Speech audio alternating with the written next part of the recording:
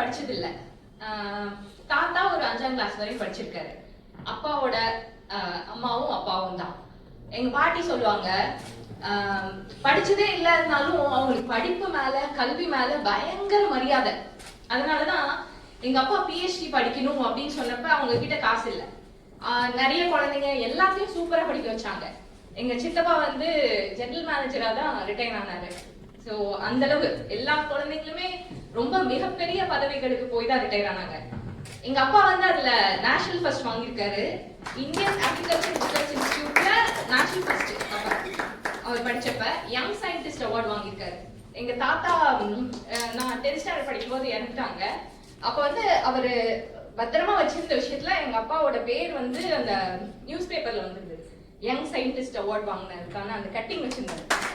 அவ்வளோ மரியாதை அவங்களுக்கு படிப்பு மேல. எங்க அப்பா PhD படிக்க போனப்ப அவங்க கிட்ட காசு இல்ல.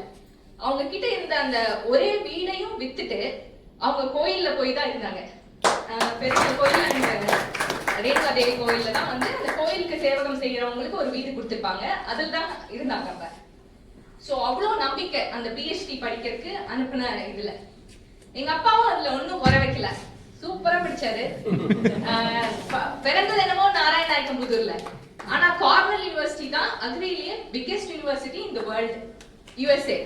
கார்னல் யூனிவர்சிட்டி போயிருக்காரு. அவங்க யூனிவர்சிட்டியால அனுப்பப்பட்டு போயிருக்காரு ரிசர்ச். சோ அந்த மாதிரி சொன்னாரு. கார்னல் யூனிவர்சிட்டி உள்ள போகும்போது அந்த மண்ணை கீழே விழுந்து கும்பிட்டுட்டு தான் உள்ள போனேன்னு சொன்னாரு. என்னையும் ரொம்ப பெருமையா அவர் படிச்ச இடங்களுக்கு, Delhi university, Indian agriculture research இன்ஸ்டிடியூட்லாம் கூட்டிட்டு போய் காட்டினாரு.